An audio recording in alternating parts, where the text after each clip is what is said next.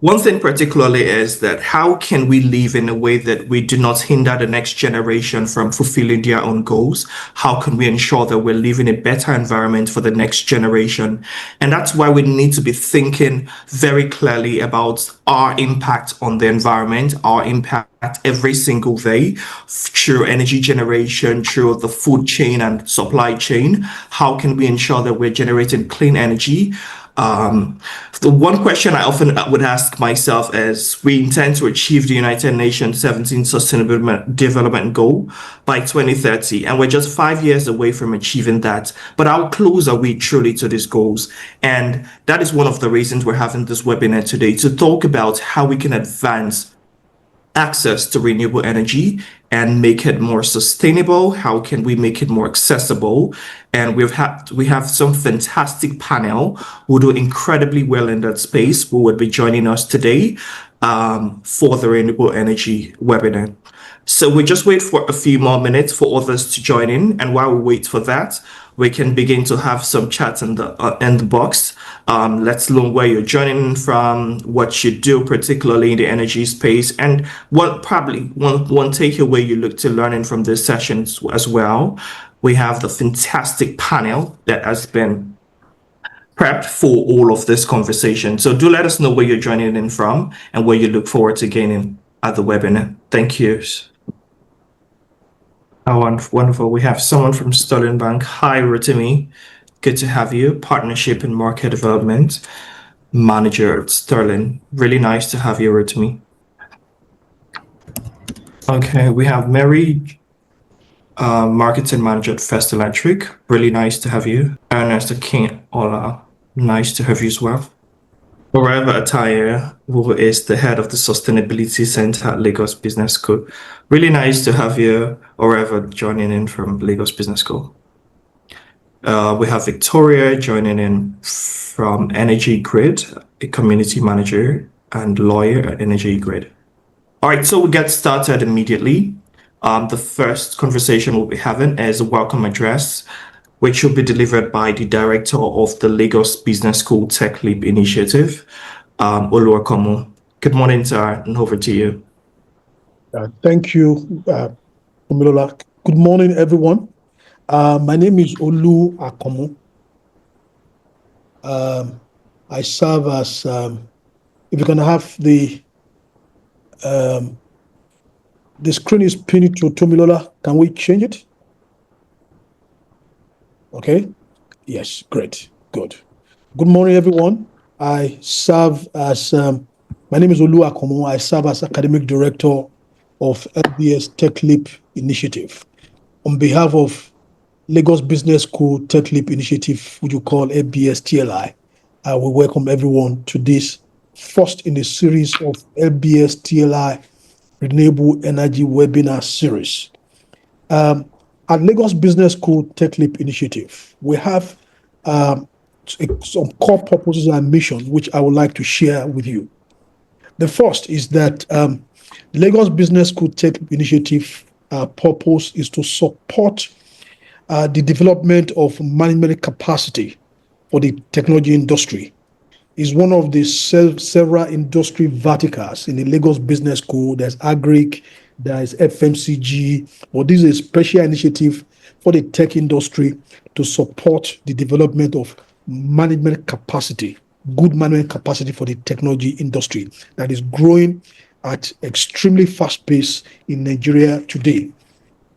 The second purpose of the LBS Tech Leap Initiative is also to support the ecosystem, tech industry, government, and so on in the areas of policy and regulation that will foster sustainable growth, economic growth, and social impact of the technology industry in Nigeria. So there is business itself, but there is the area of regulation and policy that we need to align. It's one of the things that LBS Tech Leap Initiative is set up to do, to support government, policy, and regulation in the things that we need to do to ensure that we have a sustainable economic impact and growth and social impact of our technology industry. The third one, which is no less the least, is in terms of the purpose and mission of LBS-TLI, Tech Leap Initiative, is the codification of best practice knowledge of the technology industry in Africa. We do a whole lot of, all over the place, there are many conferences, webinars, discussions, but the role of the business school is to be a curator of and a codifier of this knowledge in a structured way to make it more accessible, document it for many more people. So you will see us over time in this initiative. We are going to be publishing newsletters, journals, books on best practices in the technology industry for the purpose also to support the first objective, which is to support management capacity building. So this knowledge codification in a structured way for the technology industry in Africa is the third objective of the Lagos Business School Tech Leap initiative. While we're doing renewable energy, the webinar today, many times, because fintech is very popular, sometimes when we say technology, everybody assumes technology is all about fintech. The Lagos Business School Tech Leap initiative supports fintech, but we also need to do as much more to support the power, energy, and renewable energy industry. In fact, we tend to forget that power and renewable energy, power itself, access to energy and power, is the foundation infrastructure for digital revolution. There's no digital revolution, telecoms, fintech, payments, without having inclusive access to power and energy. And renewable energy has a critical role to play in this regard. And that's why we're here today. We will be having specific within LBS-TLI. This is a specific renewable energy focused initiative where we'll be having a lot of webinar series in terms of best practices supporting the renewable energy industry in terms of management capacity, policy, and regulation. These are some of the things that we're going to be discussing today as starters. And a solid panel has been assembled. But it will not be my place for this program to introduce the panel. But I want to first and foremost thank our partner, a renewable energy partner for LBS-TLI in this initiative, which is Mr. Ernest Akinola, the managing director of B-Box. We are working with him very, very closely in terms of all these initiatives we are going to be doing in renewable energy, the codification of knowledge and best practices, policy and regulation, and working with the larger industry. So, Ernest, thank you for all that we have been doing together over the last few months on this initiative. I'm sure we're going to have a great time today. Over to you, MC Tumilola, again for the introduction of the moderator, Mr. Ernest Akilola. Thank you. Thank you very much, Oluwakomo.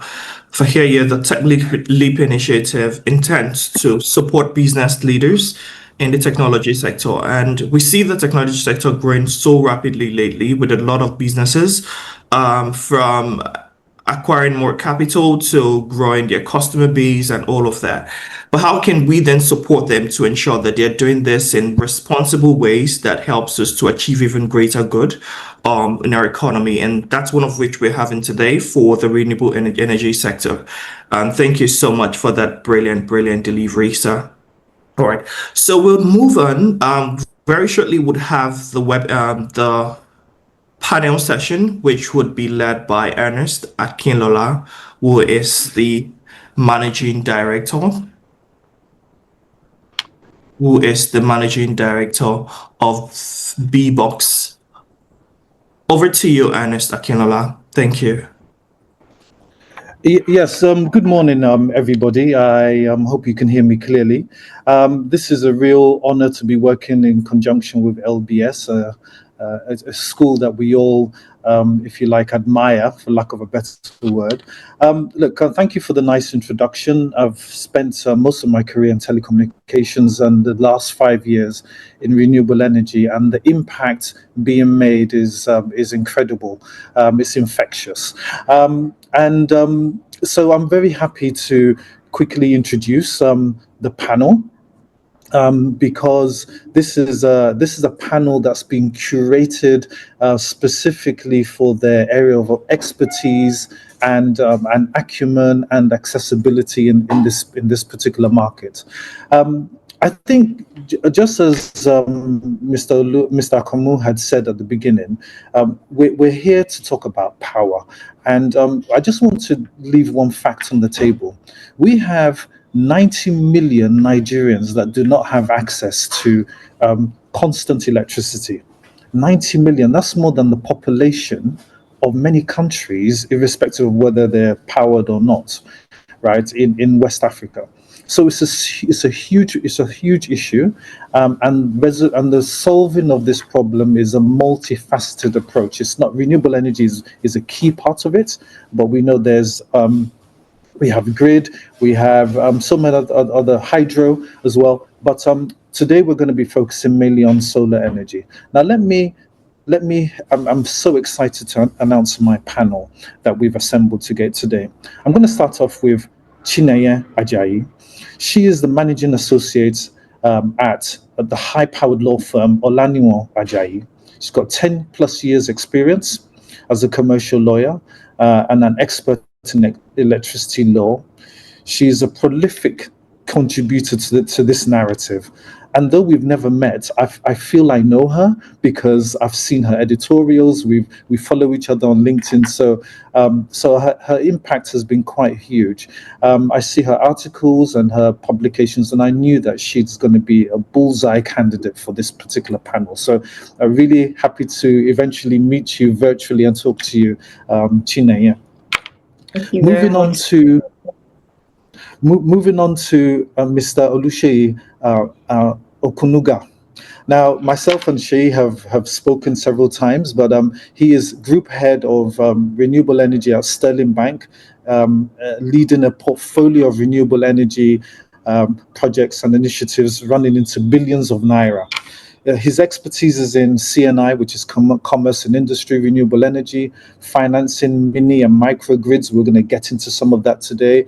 Solar home systems, developing enterprise solutions for renewable energy, driving business growth. He's a what can I say? He's a huge intellect in this space, and he has deep knowledge, and also very down to earth with his capability.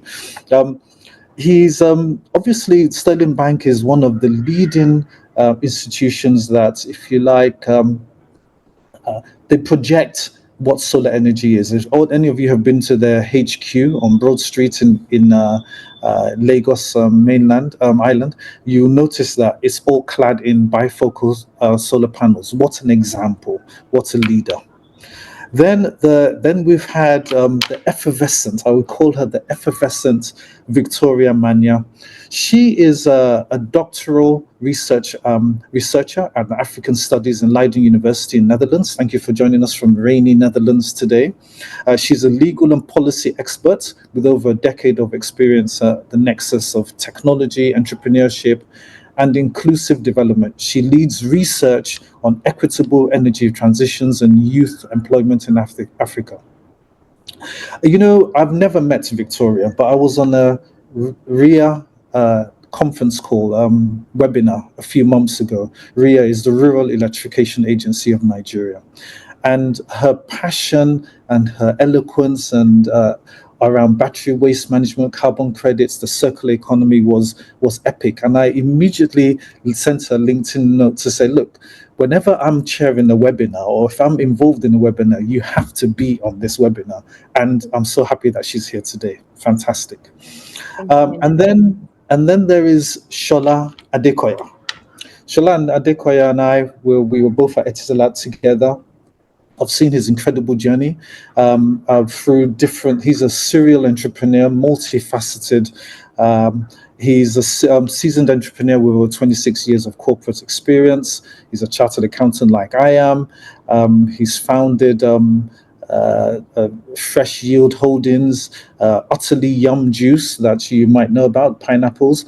So Shola is here mainly in the capacity of not necessarily a renewable energy expert, but a renewable energy exponent of renewable energy. And we're going to hear some great things from Shola. And here's one little nugget that some of you might remember. He was also one of the pioneering CEO of Conga. So, ladies and gentlemen, our panel. Please welcome them warmly. Thank you. Great. So, as a formidable panel, I'm going to start off the Q&A session with a general question, which I'll open to the panel for them to take as they see fit. Before I go to more specific questions, which focus on their areas of expertise. So, as you know, I've mentioned at the beginning that Nigeria has 90 million inhabitants that don't have access to electricity. Over the years, as a proponent in this space, we have been petitioning the World Bank and RIA, and all multiple stakeholders have been working to get a subsidy to help drive this inclusion. Renewable energy is very challenging. It's it's expensive, but it's necessary. So this year, thankfully, after lots of lobbying, the World Bank and RIA announced a $750 million subsidy program for the solar renewable energy industry in Nigeria. It's the biggest public funded renewable energy project in Africa to date. And it's going to have a massive impact across the economy. And I would just like to ask, let me start with Shola. Let me start with Shi, who is very deep into this. What impact do you believe this D.A.R.E.S program, which is called a Distributed Access Renewable Energy Scale-Up Program, $750 million, what impact do you believe this will have on the social and economic development of Nigeria? So Shi, maybe you can take that first. Hey, good morning, everyone, and good morning, Ernest. I was hoping that I would dodge the first question, but somehow you just figured out a way to drop it on my laps. You're the OG. Anyway, so good question, and I'm happy we are starting this way. The fact is that we give all these initiatives different names: D.A.R.E.S program, NEP, just name it, whichever agency. But what is ultimately important is the impact, we are deriving from it, and why are we doing it? We know that to use lack of a better word, we are shortchanged when it comes to power generation in the country. We are probably generating is subjective between 5,000-7,000, whatever anybody says. Every day we keep hearing different numbers, but essentially the infrastructure on ground in the country, especially the transmission infrastructure, can probably take about 5,000 megawatts of current, of power. So in essence, and before we go deep into developing infrastructure, we are looking at 15 to 20 year plus of work, EPC projects and the rest. This initiative was initiated a couple of years ago.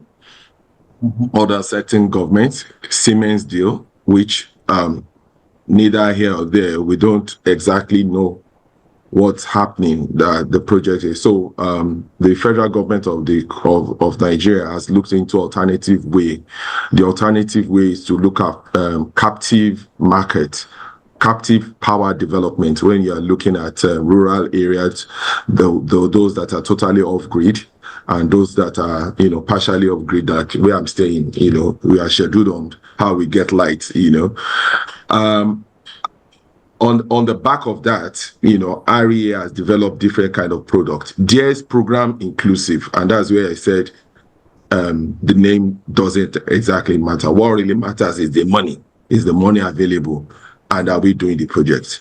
And REA really has been doing the project. They've impacted a whole lot of sectors, from agri to education all the way to health. Not too long ago, they deployed about 70 megawatts to Bayero University, and you know what that means, serving about 50,000 students and thereabouts. You have some solar home systems that are deployed to agri farmers as well. You have over, I think about 8,000 maternity patients were affected, about 250 primary health care that they deploy solar home systems. All these things is captive power generation, and I seriously believe that with the impact of D.A.R.E.S, the funds from the D.A.R.E.S program, there can only be growth within that space. Now, talking about the D.A.R.E.S program in itself, what would be different about D.A.R.E.S? That would be the case right now, even though what we are looking at is impact. So what will be different? The difference will be the fact that the World Bank, who is essentially the backbone of this initiative, will be involved, unlike some other projects where one, disbursement to developers, a payment to developers will be in dollars, right? For achieving the milestones that has been laid down. The other thing will also be the fact that there won't be delays. And when I mean delays, funds, when a particular project has been assigned, the fund for that project will be locked in, right? And when the funds are locked in, there won't be delays in repaying or paying the developer. That's the EPC, whether it's a developer, there won't be delays.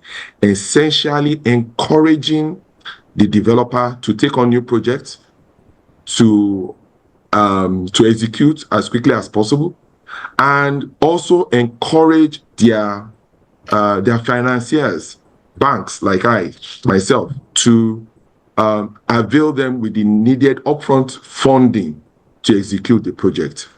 So the program has been refurbished, right, to fit into the failures of past program.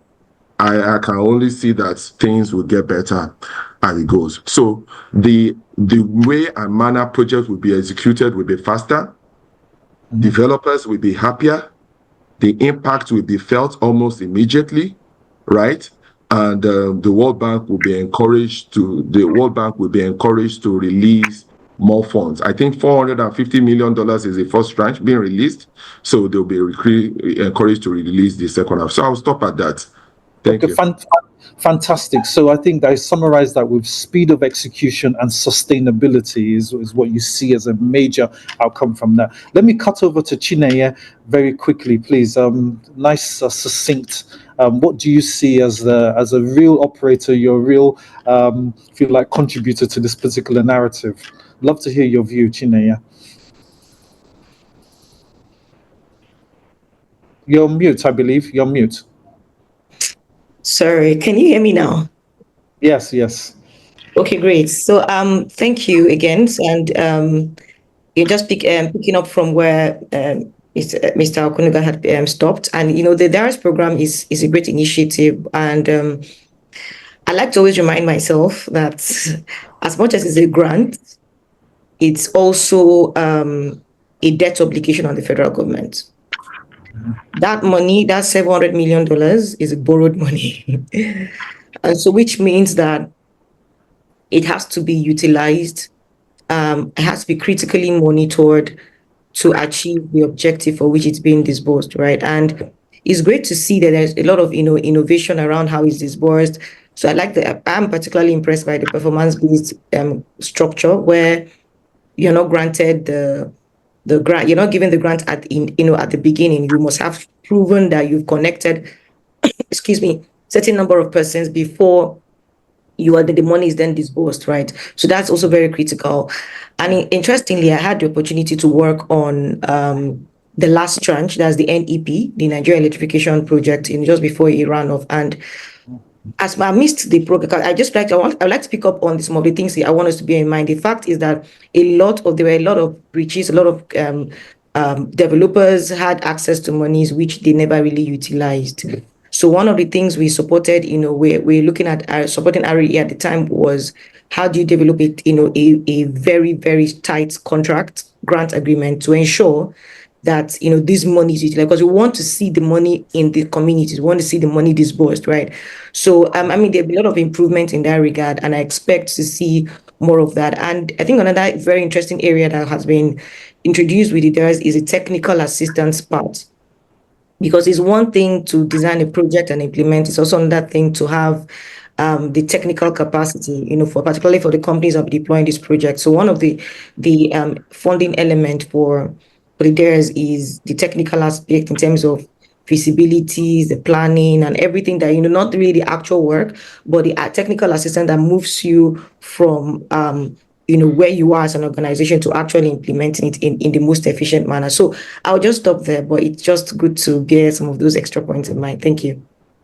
Yes, I mean that's really very good point made there, Chineye, about the capacity building. Almost in a way, what we're doing here with LBS, because there were lots of lessons learned from the OBF, the output-based fund from the original one in 2022. So no, that's a very good contribution there. Thank you. Shola, you are a exponent, given that you run farms, and from what she and Chineye have said, how do you see, what are your views on how D.A.R.E.S can help with social and economic development? I'm sure you employ a lot of people on your farms, so it'd be interesting to hear your perspective on that. Right. Thank you. So my view is, I tend to scratch the renewable part of the conversation out, because when you don't have energy, you just don't have. So people, it's renewable or whatever it is, I just want energy. And that's what you see in the rural areas. And the best way to explain it, so I think it's going to impact on education, the schools, you're going to have better healthcare, talking about deploying into maternity centers. Two things are, I think there's going to be massive economic growth if well implemented. And what do I mean by that? So, when we talk, we can talk technically, or this is how we dispose it. But to these people, once they have power, they're able to store their stuff in small fridges. They're able to connect to the world, get information, learn, understand what else is happening out there, and become more enlightened. Even in terms of living. So if you look at the cost per kilowatt for generator, the small diesel and petrol that they use versus having like a solar bulb or lamp, it saves them a lot of money if you have this. So, and I think, to summarize my view of this, it's, if you go back to the days of telecom. So if we switch off all networks right now, imagine what will become of everybody here. We just would feel disconnected. I don't even know how we survived back then. And it's the same thing with electricity. The day everybody, in the rural area, it's almost as though you're just disconnected. But the moment power comes, you can get internet connectivity, everything going, and then you can then begin to see development in what we call rural today. People can even start migrating out of the cities to those locations, because why stay in the city if you can get everything in the rural area? So for me, I look at it from the practical angle that if power can just be provided, of course, preferably with renewable sources, you're going to see the same transformation we've seen with telecom happen to the rural areas across Nigeria. So that's my view. Thank you, Shola. Point very well made. Basically, power is a practical catalyst for connectivity, for connecting us, just like telecoms is. Very well made. Very true. Victoria, please. I know you have a lot to say on this, so let's keep it. Let's keep it focused. Yes. Okay, so let me begin by saying that historically, I think electrification efforts in Nigeria have been hampered by centralized planning. We also had issues with institutional fragmentation. We've talked a lot about weak regulatory enforcement. And then there is a legacy of rent-seeking behavior within the fossil fuel sector. And so repeated failures of public utilities, politicized subsidy regimes, and then the lack of coordination between federal and subnational actors have eroded public trust, not just electricity access. So any new intervention like the D.A.R.E.S must navigate these pitfalls by ensuring transparent governance, but also local ownership, I think as Shola has alluded to. We must navigate these pitfalls by also ensuring inclusive implementation that doesn't replicate past exclusion or elite capture. But I'll come to the description of D.A.R.E.S because it's often described as that 750 million intervention that will close Nigeria's electricity gap. But given what Shola, Chinenye, and Shei have said prior to my contribution, I think this description is sort of reductive. And I say this because D.A.R.E.S is not just about how power will be distributed. It's about how power itself is being redefined. So it marks a common shift, a shift from centralized extractive legacies to decentralized. I think Chinenye used the word participatory and regenerative futures. So it's not merely a technical rollout. I think it's a structural lever, if done right, to inclusive economic transformation. We could reposition electricity not just as a service, right, but as a catalyst for dignified livelihood. I think this is something that Shola tried to summarize as well. It could lead to it could be a catalyst for local industrialization, even gender responsive development, especially within Nigeria's vast informal sector. I also think that it's an opportunity to move from infrastructure to institutional reconfiguration. And this is quite important because for decades, Nigeria's grid has privileged extractive cities over productive communities.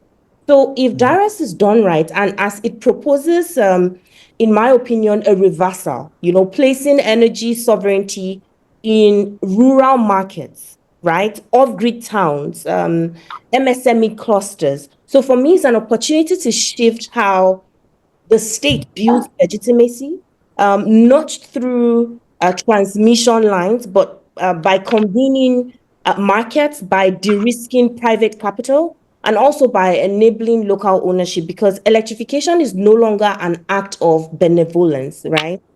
In the description of the D.A.R.E.S project, it must become a co-produced public good. And I'll finalize by saying that D.A.R.E.S for me is also, we could look at it from the political economy of autonomy. It aims to catalyze a new political economy of energy autonomy that, especially for the historically excluded groups. So its design includes over 1,225 mini grids, 1 million standalone systems, with a potential to empower communities to regenerate and then manage energy independently, but also bypass legacy utilities and inefficiencies. So I think D.A.R.E.S could redistribute power, literally and metaphorically, to those outside the formal grid, because if done right, it could become that structural confrontation with incumbency in Nigeria's energy landscape, right? So for me, it's also a just transition in practice. Nigeria's 2060 energy transition plan is quite bold, but it risks remaining technocratic without grounding. So D.A.R.E.S offers that pathway to give substance to that ambition by prioritizing female-held households. Over 525,000 are targeted, nearly 237,000 MSMEs, many women-led and informal, And also, energy uses will be tied directly to productivity, cooling, water pumps, agro processing. So for me, a solar panel on a roof, when it comes to the D.A.R.E.S parameters, is not justice. It's a solar panel or a solar powered agro processor that is employing 10 women, 20 youth. That for me is justice. And that is what D.A.R.E.S could represent. I'll stop here now, Enes. Excellent, excellent, very erudite. And I think what I would say from the themes coming from everybody is there is transparency of governance. Let's not repeat the errors that were made in the past. And I think what RIA and the NEP program are doing is excellent in that regard. As a developer myself, running Bbox, we see all of the things that you just mentioned, Victoria and Shola. And what we do know is that we're working very closely with RIA. They're very keen for this money to be disbursed as quickly as possible so that there's immediate impact and that there's another fund allocated. I think Shei alluded to that. So and actually there's a new they're using technology this time very much so for a geospatial tool that enables us to know exactly where each installation has been installed, each unit has been installed, and the subset and the disbursement will be predicated on the right geo coordinates. That Chineye addresses those issues that we knew about in the past, where maybe some funds were not appropriately disbursed, right? So I think that everybody, every single key stakeholder is very keen for this to be a monumental success so that, because 750 million only addresses 17 million, right? The pie is much bigger, right? And so we want the other FDIs to have confidence in doing that. Okay, great. I mean, a very good opening question that we could make a whole webinar about D.A.R.E.S alone. So let's get right into some of the more technology specific questions that I'd like to start with. And Shei, your name was the next one on the list, so I'm not picking on you, right? So, so here we go. So please give us, Shei, give us a brief overview of the range of solar technologies that exist right now in the market, and what innovative financing mechanisms have proven to be successful in de-risking investments in these technologies, such as, instance, you and I are familiar with powering telecoms towers, but we also know that finance is a major hurdle for these innovations. So perhaps you could just give us an overview of what these types of technology innovations are and how we can get the funding for them. Okay. Nice question. So I would just speak, given my experience within that space for all these years. When it comes to technology within the renewable energy space, what is most available to us right now in the country is the sun. So immediately what comes to mind is is a solar panel, integrated inverter, charge controller system, as it is. I've personally delved into biogas initiative, but the challenges around that is feeds, the feeds. Even if you develop one, biogas either for cooking, biogas either for getting gas fuel for your generator and the rest, but the process is kind of tedious, and where you get the feed can be too far away from where you need, right? One particular pilot that we developed somewhere far into Ikorodu, far deep into Ikorodu. So the biomass system, biodigester, was feeding into these 3, 4, 5 bedroom, bungalow flats. within Ikorodu, and the initiative is working well. They don't have to be buying gas. They don't have to be bringing down woods and everything. Everything impact is fine, but the cost of bringing in feeds, that means whether refuse from refuse to feed the biodigester, is quite expensive. So the nearest feed source is the fruit market in Ketu. I'm sure maybe some of us are familiar. Fruit market in Ketu. And they have to travel all the way to fruit market in Ketu, bring it down to Ikorodu, and they allow it to digest a bit before getting the source. It takes like 3-4 days before it starts giving that desired gas where all those fat users will be using. It takes they will have to spend some money to get it from the market. Initially, when they were getting it, it was free and everything. But when some smart people within the market women see that, oh, these people are consistent here, why are they just taking the refuse? And so I say, oh, they are using it for fire. Have you seen it work and everything?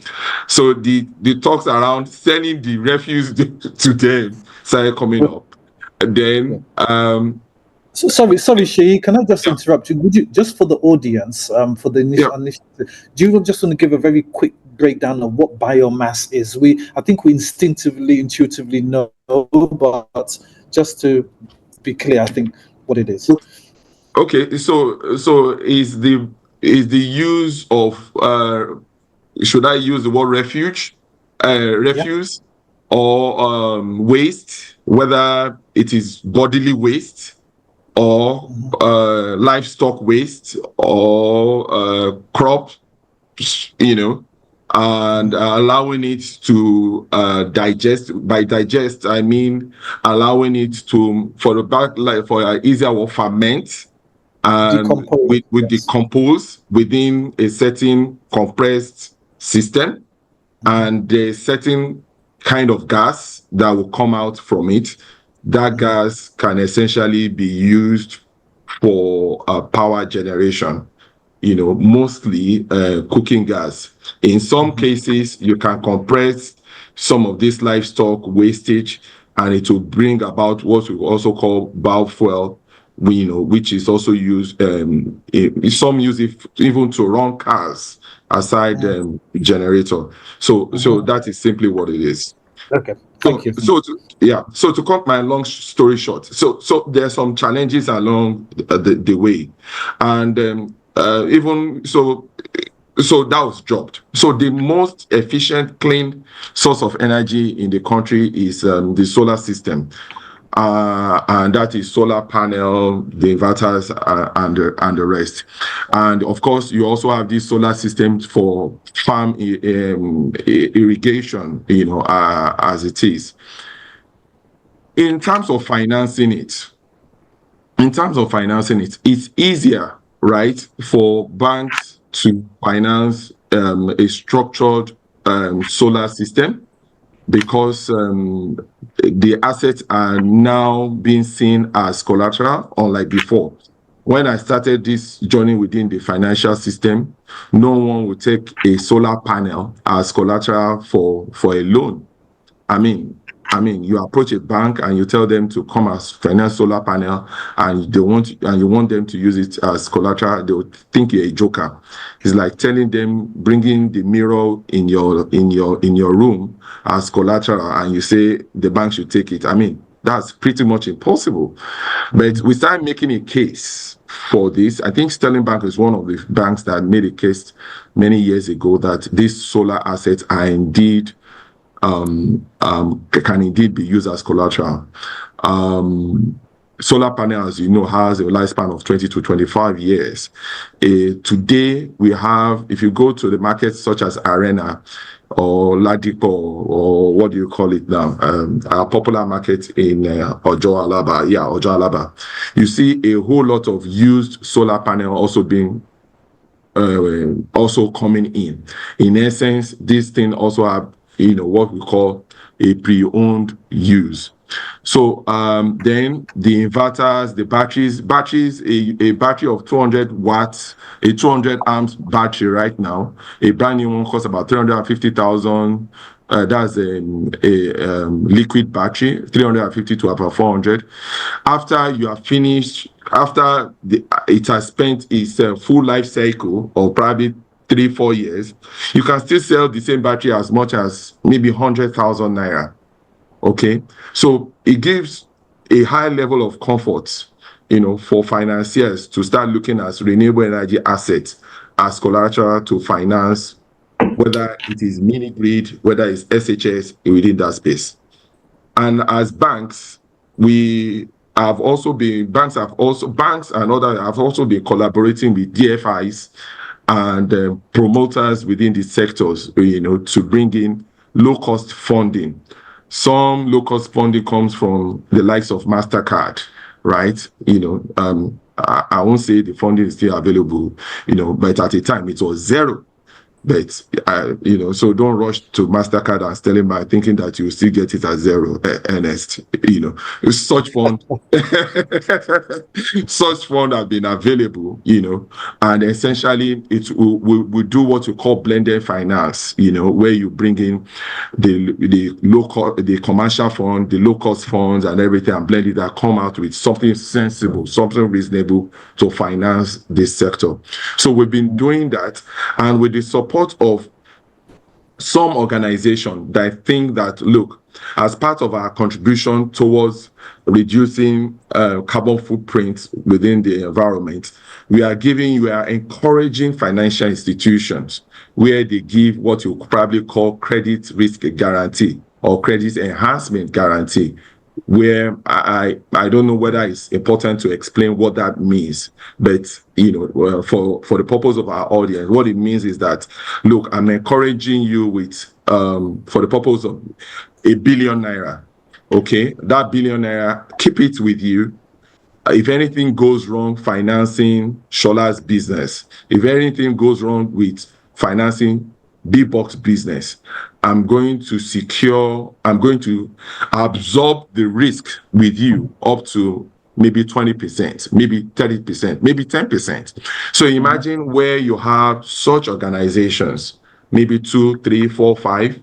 I know of organizations such as Shell Foundation, such as Rockefeller Foundation, such as MasterCard Foundation, giving similar risk, credit risk guarantee to support financial institutions to stake their fund, to have that risk appetite to go into the system to navigate the system and impact the sector.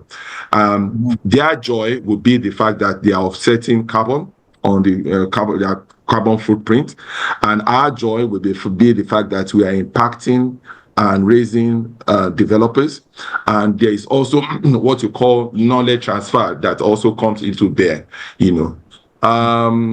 I think I will stop at that. I have the tendency to continue to speak, regarding that, but I will stop at that. No, thank you so much for that, Sheyi. I think just talking about that biomass technology as well just goes to show that it is really multifaceted in terms of how we can get energy into our homes. And it talks to what Victoria mentioned before about autonomy, moving from centralization to more decentralized. And particularly interested in the MasterCard, of course. I'll talk to you about that later. But and the credit risk guarantee. But that's really great answer there. I'm conscious of the amount of and that we have enough time for questions as well. But there's something that you said which means I want to cut over to Victoria. I was going to do this later. You mentioned about the 300. A battery costs about 300,000 naira, and after it's been fully depleted, it can then even be resold for 100,000 naira. Now, whilst the renewable energy drive initiative is kind of nascent, as Shola was alluding to, we all remember telecoms in 2001 when it just started. It kind of feels like that time now. Even within renewable energy, there's even more embryonic narratives, and one of them is battery waste management, right? And Victoria, this discussion around the circular economy, battery waste management, there's a counter narrative. I think Coke Industries in America was saying that all this renewable energy is kind of nonsense, in the sense that we're still going to bury lithium batteries into the earth. The earth that we're trying to keep green, we're going to bury. And there's various discussions on this, right? So Victoria, how can we build a inclusive innovation around battery waste management and recycling to contribute to both economic empowerment and environmental scalability? I know you know a lot about this. In fact, it was what you discussed that made me think you have to be on this panel. So Sheyi is the one that has now called you in to answer this question. Shay, now you're in trouble.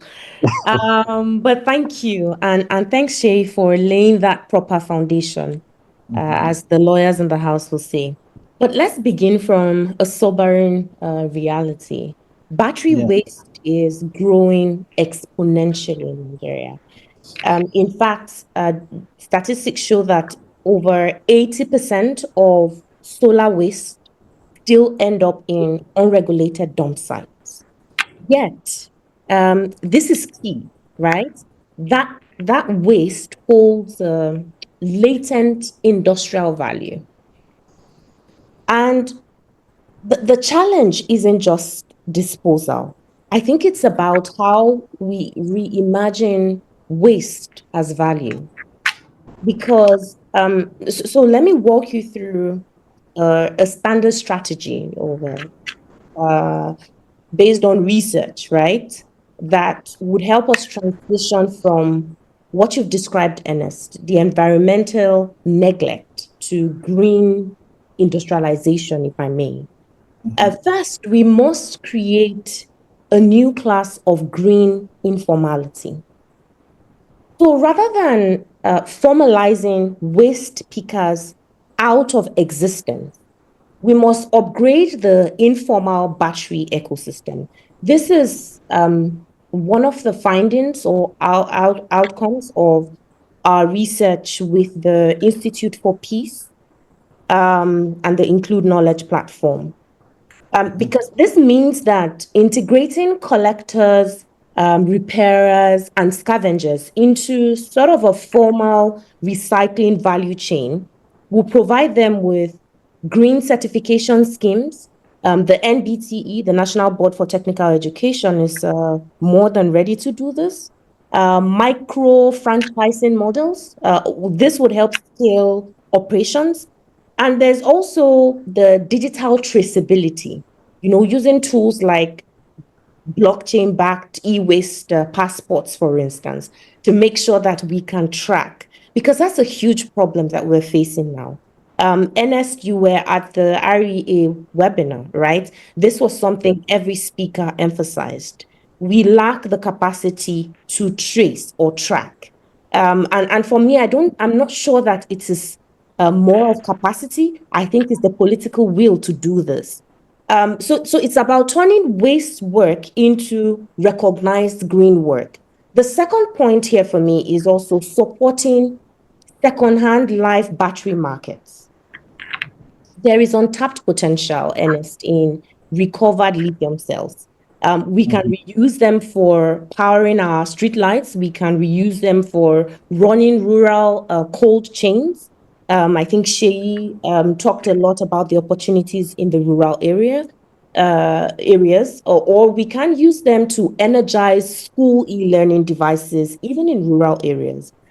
So we also need to fund R&D hubs, polytechnics, local innovation labs, all of these things to localize the applications and then to make second life battery use mainstream, because that's a big problem right now.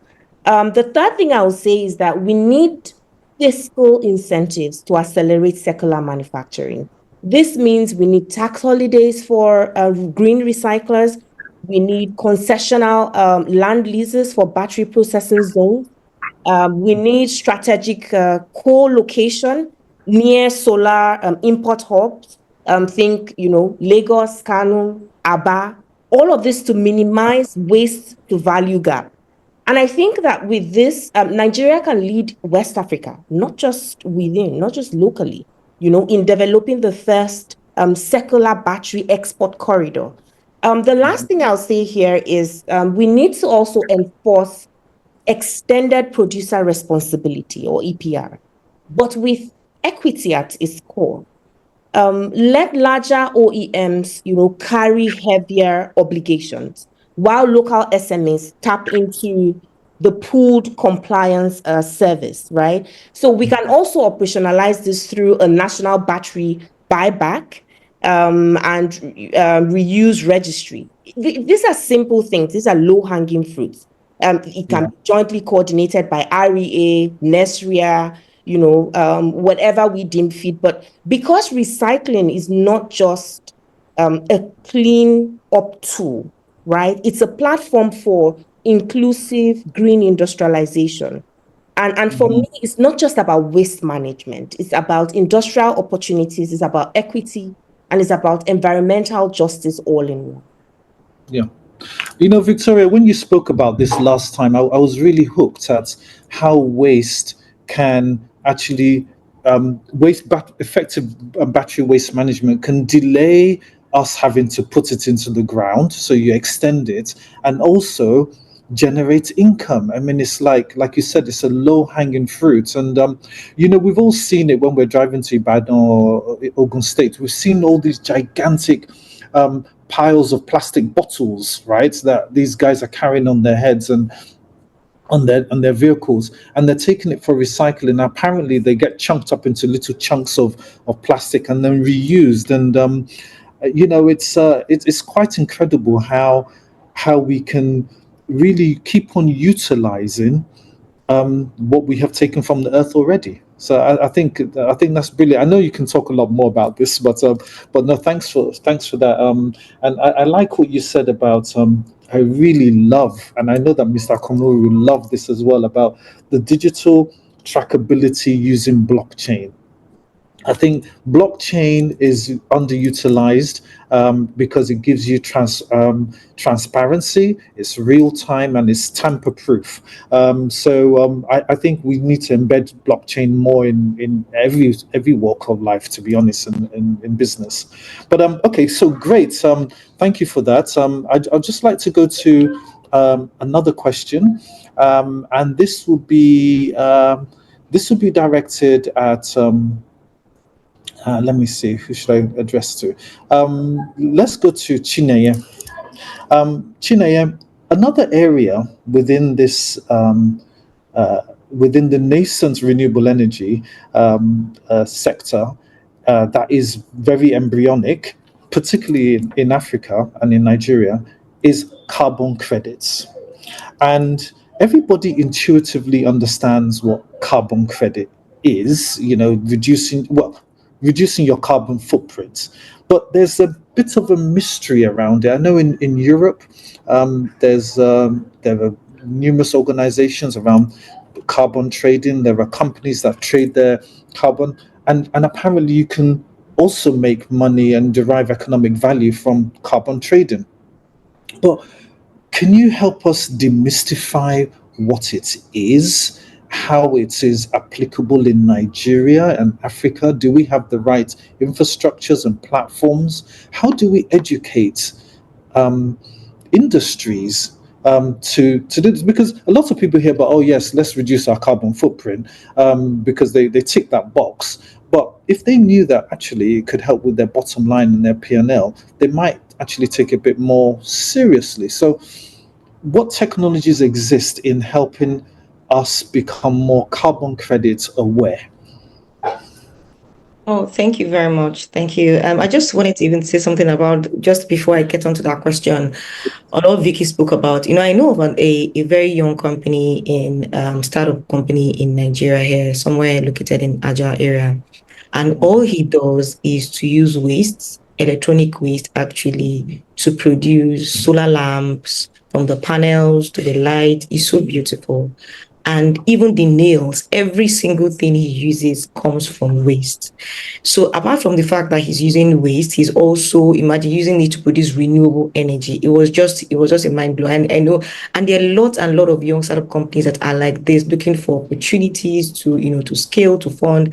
So I'm just trying to say that there is this huge market on tap, like Vicky had said, and it's just really something that we need to be more light on and take advantage of, within the sector. But yeah, that is an aside. Let me come back to the question. So yeah, carbon credits, carbon trading is something that, is the cliche, everyone talks about it, but just to put it in the simplest form that we can think about.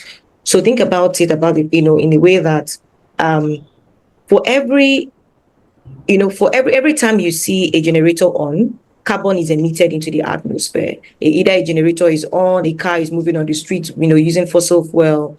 It's carbon and other greenhouse gases like, methane and all of those are emitted into the air. So carbon credit essentially is doing something, right? Doing something that reduces, avoids, or removes carbon from the atmosphere. So what is that thing I can do or I am doing that reduces, avoids, or removes carbon from the atmosphere? And because of that thing that I'm doing, someone then credits me for it. Someone applauds me for it, right? And that applause comes in form of credits. Okay, so it means that for every time you do that thing, let's say, for instance, I know there are many ways carbon credits comes. I mean, but for the purpose of our discussion today, I know we are looking at the renewable energy, but there are other things that actually bring about carbon credit, planting of trees and all of that. So in addition, so whenever you do any of those acts, apart from doing the actual act of planting a tree or generating renewable energy, there's something extra that you're doing. That extra thing is taking away carbon from the air, reducing it, or avoiding it. For that extra, that additionality, you get a credit for it. I hope that simplifies it in the very, very, very very basic term. But if we want to look at it more technically, carbon trading is like the market-based approach that is used to control greenhouse gas emissions by allowing entities, to either buy or sell carbon credits. So back to my initial illustration. So that credit that you get for reducing, avoiding, or removing carbon from the atmosphere becomes something that you can trade, you can sell to get money. So it means that for us in Nigeria, who is where we are not really very aware and maximizing what carbon credit entails, it means that we are like leaving money on the table, because trust me, there is a huge untapped potential when it comes to carbon credits. So just to again take the conversation further. So after having understood what carbon credits are, now they work in terms of the market. There are two basic structures in carbon credit work. So you have what is called the voluntary market, and then you have what is called the regulated market, and they operate kind of differently. So, and I'll take the voluntary market first. So voluntary market is where there is no regulation, nobody's compelling you to stop emitting carbon into the atmosphere. But essentially, people, because of their reputation, because they want to align with the sustainable goals, right? They begin to take steps to reduce their carbon emissions. So, and because of that, the credit that they get, remember I talked about the credits, they are able to then trade it, and they can even buy it. So, for instance, there's some certain organizations, certain sectors that can't but emit carbon. You get what I mean? They can't but emit carbon. Let's take for instance the aviation. For by the very way they operate, they necessarily need to emit carbon, right? So for you who is doing something that takes away carbon from the air, you are able to sell them your credits, right, and then make money from that, and they can then take benefit of that credit. So by that arrangement, those companies that cannot but help emit carbon are sort of financing several projects that are enabling the reduction of carbon in the atmosphere. And I hope this is kind of clear, but that's what voluntary market is. So it's not necessarily compelled, but organizations, corporate organizations, individuals take steps to do certain things in order to reduce their carbon emission, or they buy from other organizations reducing the carbon emission for the purpose of reporting and all of that. So I mean, it's a whole broad topic to talk about, but I'm just trying to summarize in the best way possible. Now the second market, No, please continue. I'll Okay. ask after when you finish. Yes. All right. So the second market is where is called the regulated market. This is where the government actually steps in, and the government actually, begin in a bid to reduce carbon emission in the country. Right? Be then sets. It's called cap and trade. So cap and trade essentially says, hey, you company ABC, you can't emit more than 1,000 tons of carbon every year. So you can't emit more than that. And once you emit above that, you are meant to pay a fine, a penalty for doing that. So everyone then has a cap on the amount of carbon they can emit into the atmosphere. So what that means is that everybody becomes conscious. Hey, I have to stop, I have to regulate what I'm doing, I must not exceed my cap. In fact, it then allows you that in event that you are able to manage your processes efficiently enough, and you rather than emitting 1,000, you're able to emit just 500. It means you have an extra 500 top up, right, that you have saved up. That becomes like a credit to you, and you can then sell it to another organization that may have exceeded its 1,000 cap. Right, so it does two things. It incentivizes organizations to do all they can to remain below the cap, and even way below the cap, such that extra top up they have, which they have saved, becomes something that can be sold to make money.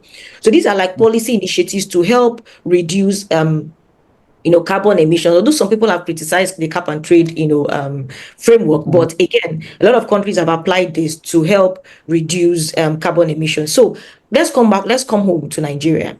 Currently, carbon credits, is really very very nascent, and although we have the Climate Change Act, which is meant to be the law that will drive this, but to a large extent, that has not, really been implemented. I know there's meant to be an action plan. There's meant to be, organizations are meant to come have, their own relevant caps, but that hasn't really, kicked off so far. But a few things have been done. I understand they recently passed, a national carbon market activation policy. I mean, it's still at the policy level. Like, we know policies are just, indications of the things the government will do, and all of that is a climate change, but little has been done in terms of the actual implementation. So if Nigeria must take advantage of this market, because trust me, this is a billion dollar market.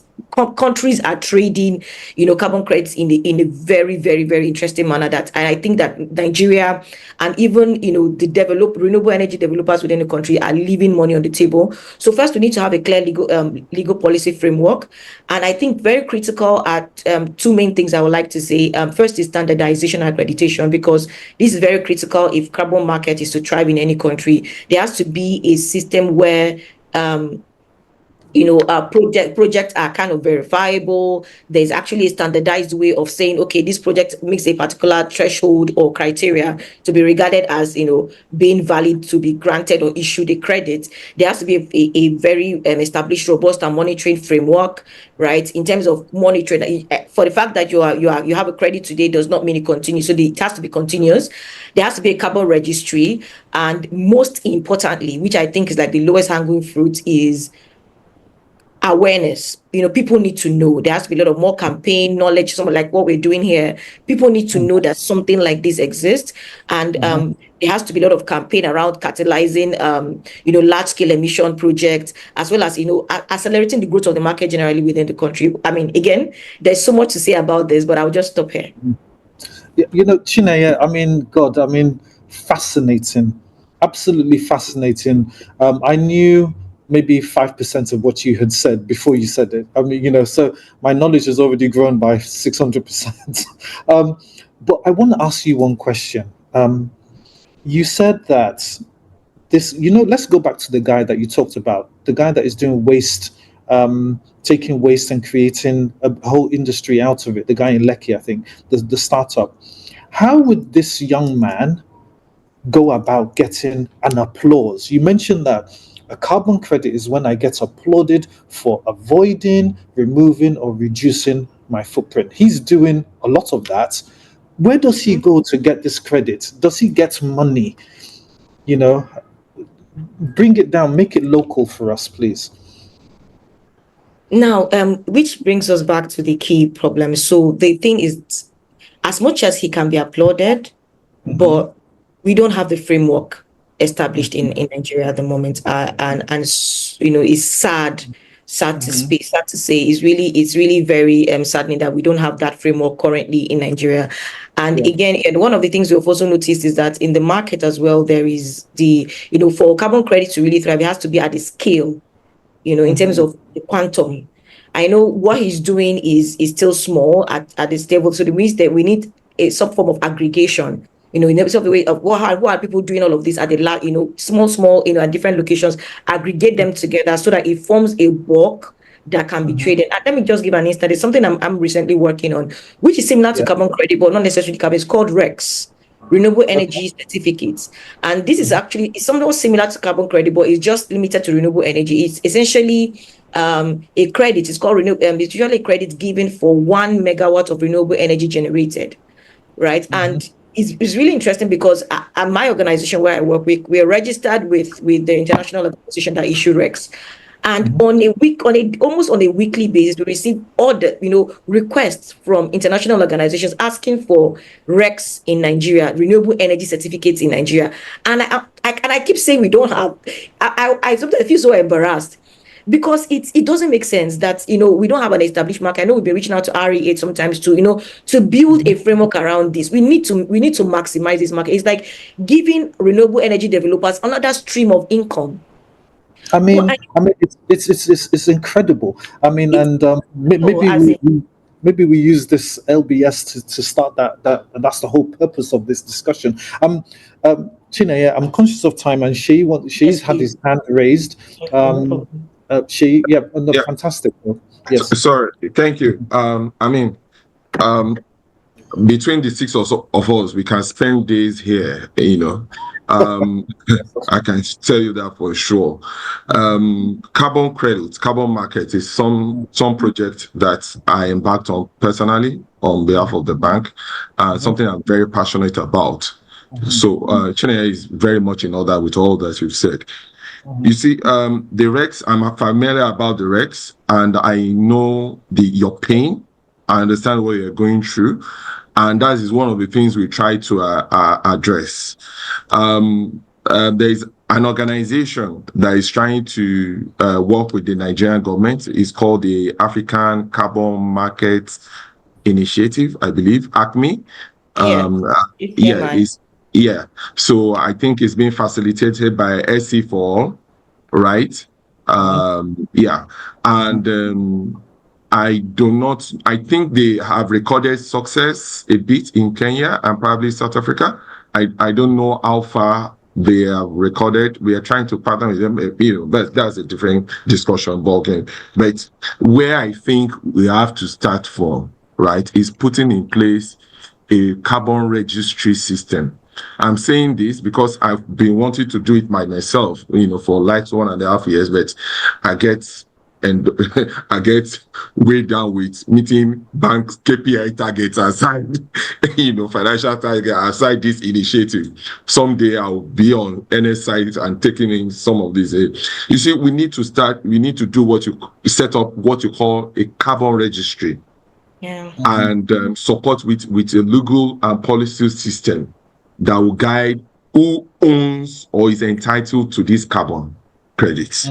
That is where it starts from, and that's where the problem comes from. My solar assets, 20 Marina that you see, there's been discussions about who takes the credits. Is it the manufacturer of the solar panel? Is it the EPC contractor?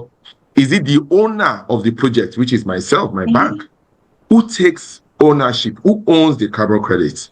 And you need to be careful in order not to, what's that mathematical word right now?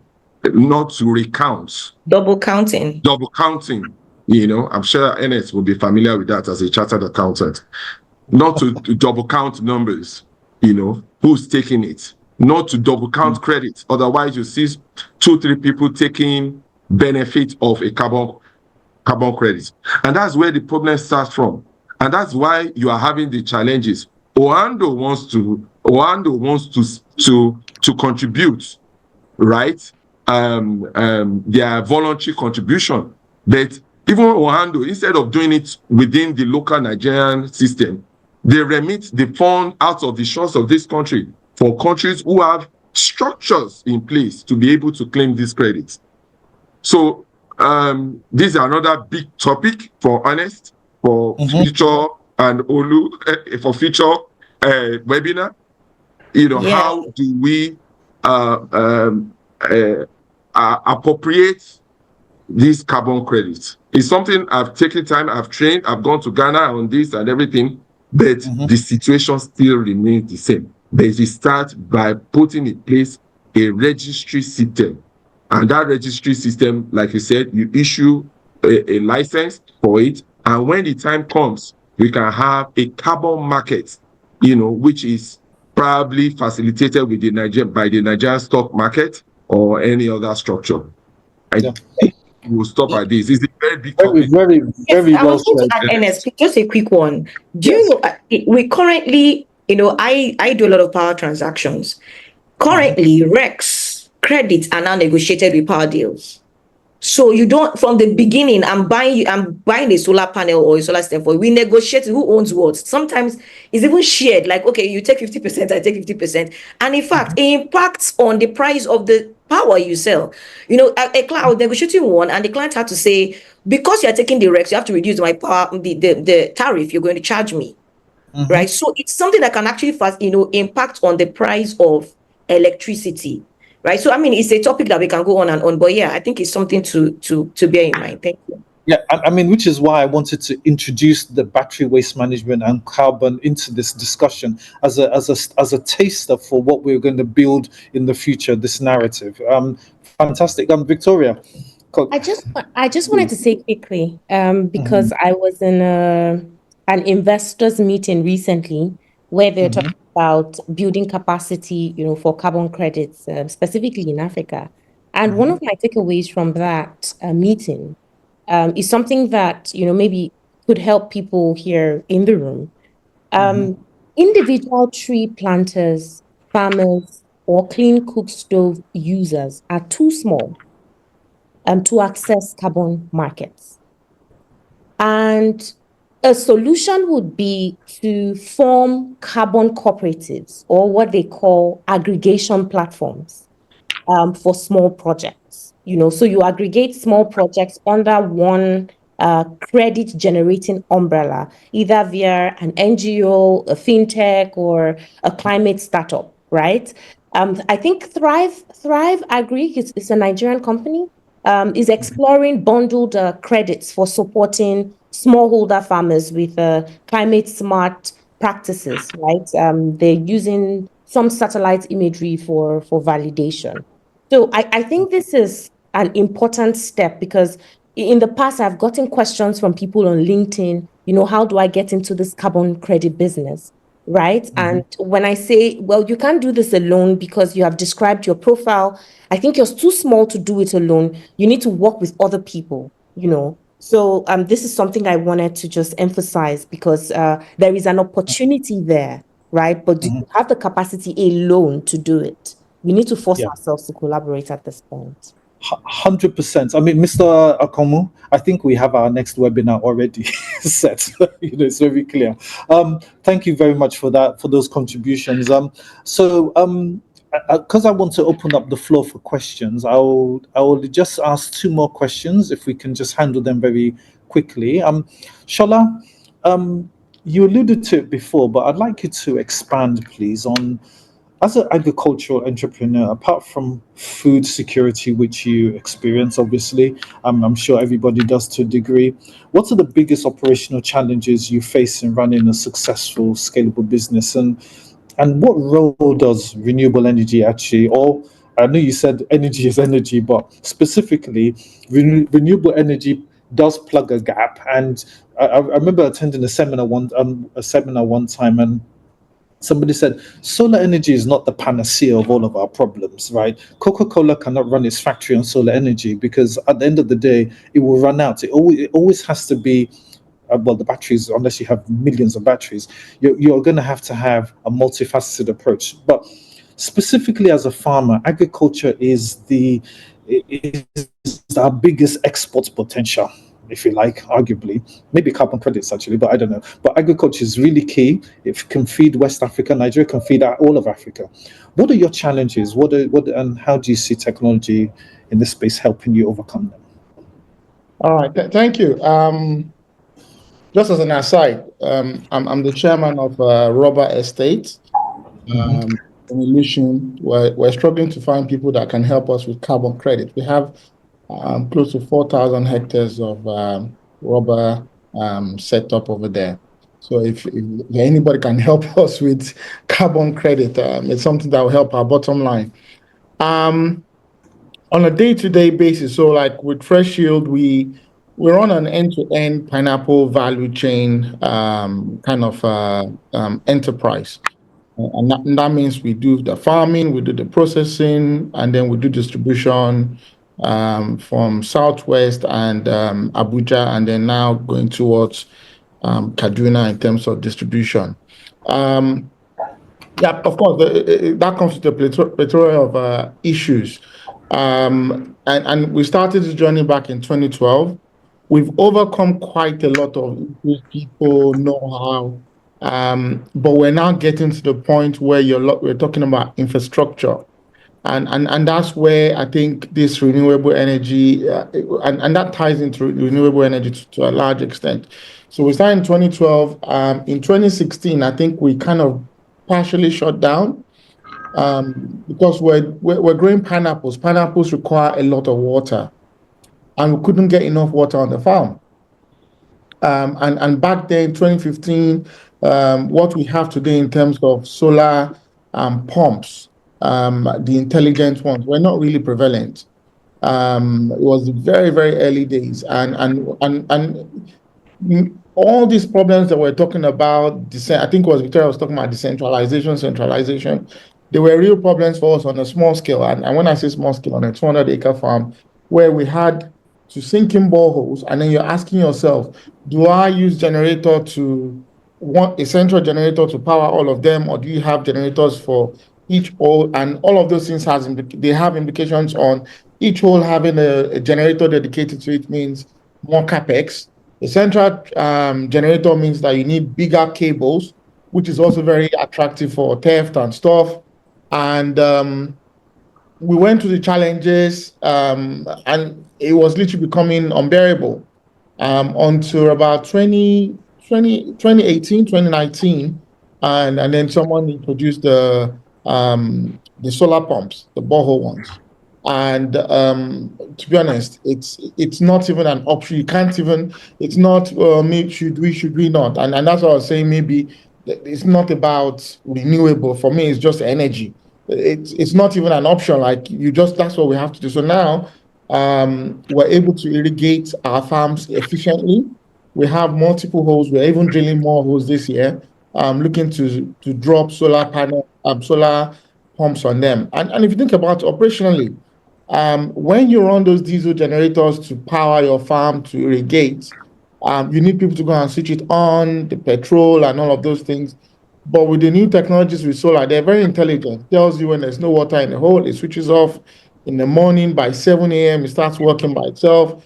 It knows when the water is full in the overhead tank. It shuts off and all of that. So it's just fully automated.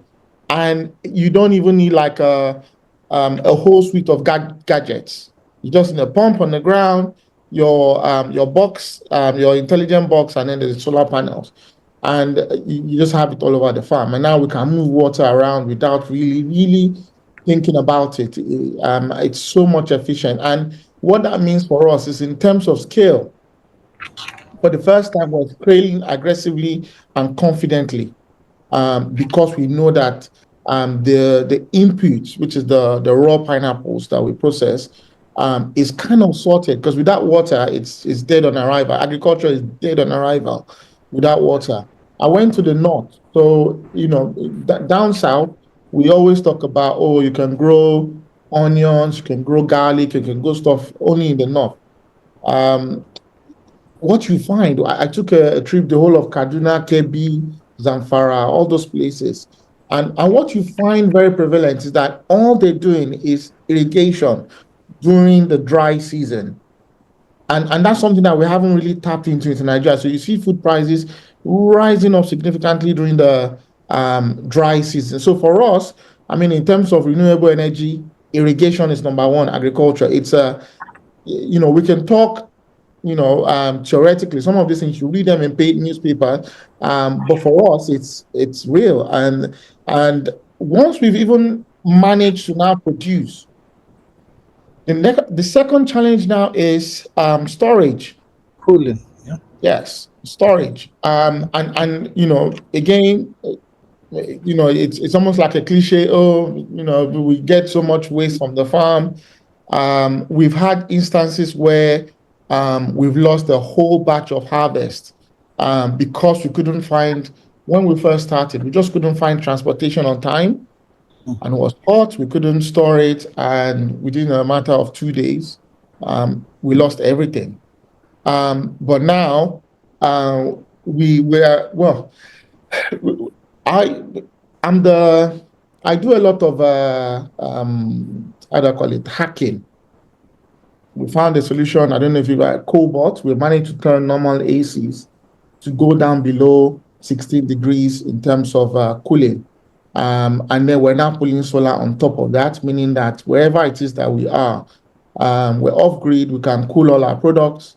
Our next, thank you.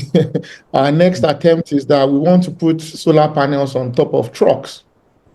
So if there are these PCM freezer kind of PCM cells, put them inside a cold box with your products, have like a solar panel on trucks, and let it run on small cooling as you move from Lagos to Abuja, and then from Abuja to Kaduna. And these things affect your unit cost significantly. The more we're able to do those things, the farm grade prices. So today, most of our products, our juices, like when I compare us to competitors, we're like 25-30% cheaper, not because of lower quality, but because the cost reduction starts from the farm and in the transportation system. So with renewable energy, we're able to sort out irrigation, we're able to sort out transportation and storage all at once. So yeah, that's the impact for us as a agricultural business. Fascinating, Shola. I actually don't want you to stop. I'm just imagining being in the field as you were describing it. I felt immersed in your narration. I would just when we talked about Chinaya, when you mentioned about the 750 million, there's actually 50 million being allocated for what they call productive use of energy, and that has been earmarked within the D.A.R.E.S program for irrigation, for milling, agriculture, and cooling. Right, those are the three areas. So I think you're going to find even more innovative solutions coming out, Shola. I know you and I have spoken about the cooling side of it, and you're using solar inverters to power fridges as well. So well done to you, and let's keep that food inflation low. That'll be fantastic. Super conscious of time because I'm sure there'll be lots of questions waiting. But I'd like to round up with a question for Mr. Oluwakomo, who is a seasoned polymath. His introduction was rather muted. He's a banker, a telecoms executive, like I was, fintech and academia. So I would just like to ask you, sir, if you based upon everything that you've heard today from these amazing experts, and I saw you applauding one of the comments. What I would like you to bring any sort of insights you have, cross-industry insights on how renewable energy can scale within these sectors that you've worked for. Yeah, thank you very much, Ernest, to our distinguished panelists. Top class, great conversations. Just sharing from telecoms, fintech, FMCG. What I do not know renewable energy. I have not worked in there, but a couple of things which, as in lessons from other industries. for our renewable energy colleagues. Maybe useful, maybe also ignore if it's a junk. The first thing is, in telecoms and fintech, when we think innovation, we have what I would call a massification mindset. It's about how do I get a product that 50 million people will use? That in itself, in the innovation, in the mindset, in the product design, in the business model, already changes the way in which we approach the market. There's a difference between a product design for 200,000 people and the business model that you put in place for it, the kind of collaborations that you seek, and a business that you say you want to have 50 million people to use it. Now, if the renewable energy industry will have its rational impact, that massification as a mindset needs to be ingrained into it so that it is not, and I like what Victoria mentioned, we are not going to have elite capture, where renewable energy end up only serving people in Ikoyi and Victoria Island, and our people are not getting the benefit.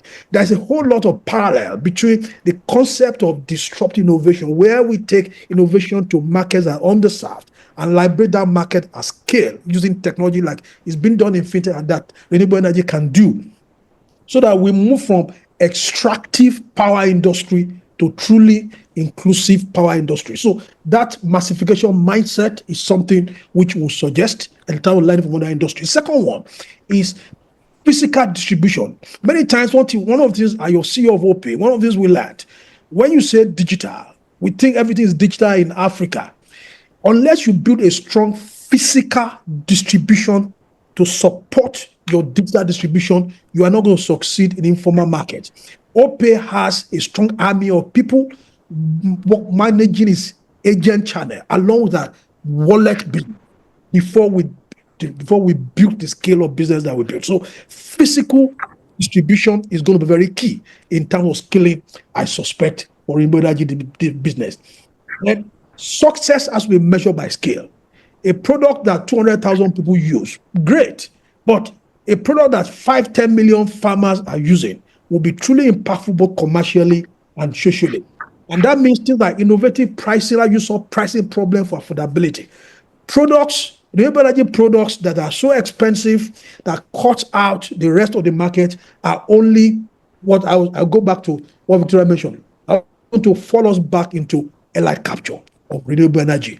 How do we deliver through innovative business model affordable product that can scale, that can go to markets that are underserved? The other life, just one or two things.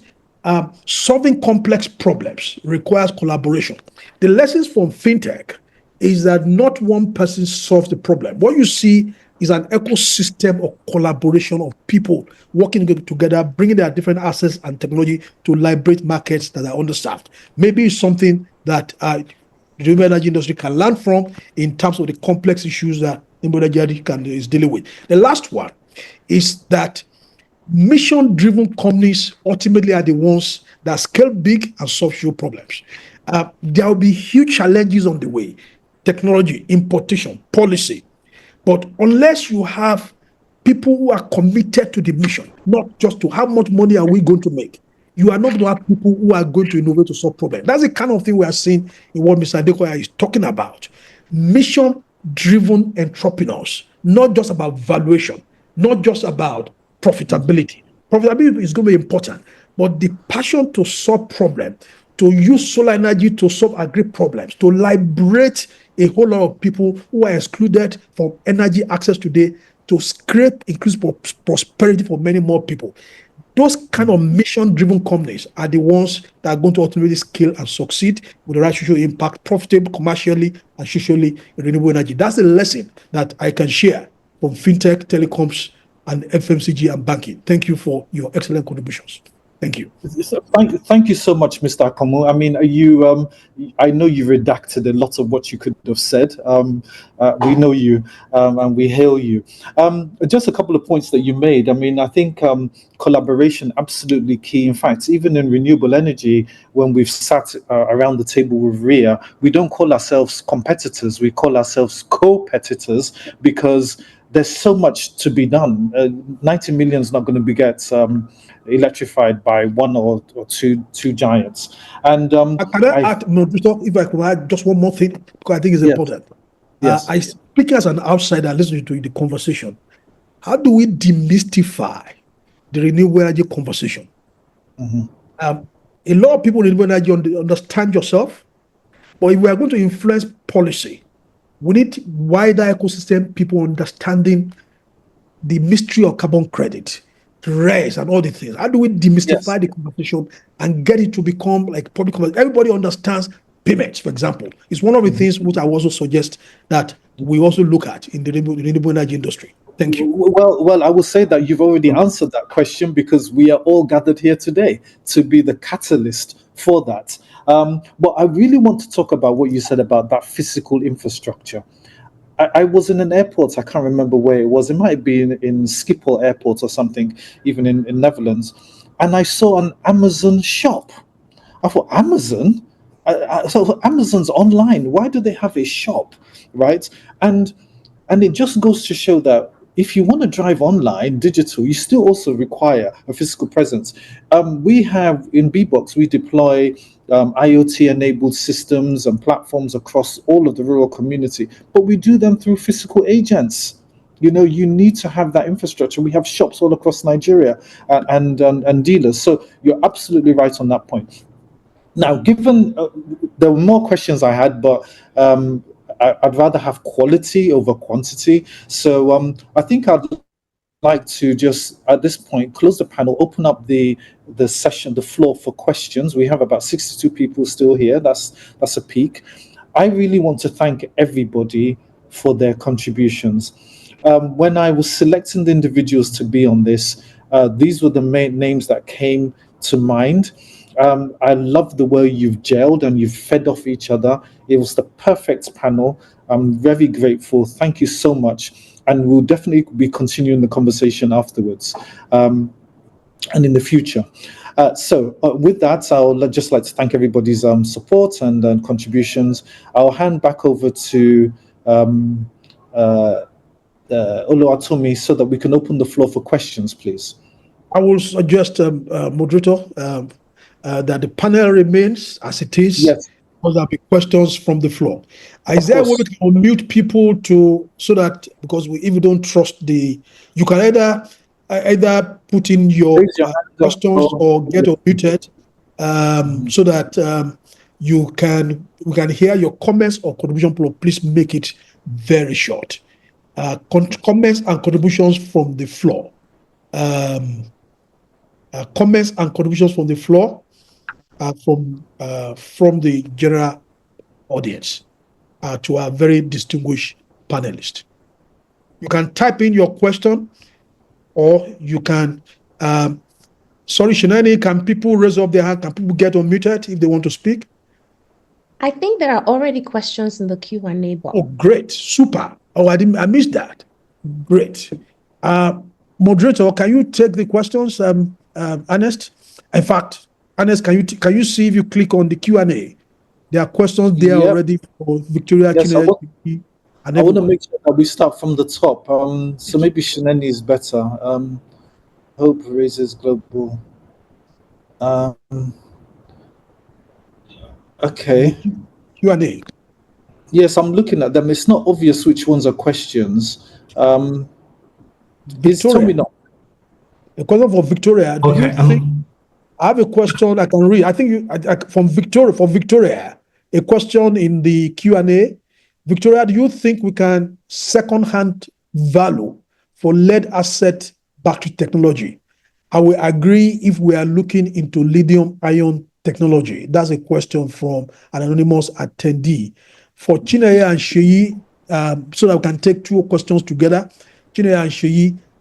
Someone asked, unfortunately, it's all coming as Pelumi Okipi. We apologize that your name is not quite coming up. The question is for Chineye and Sheyi. I need to understand this.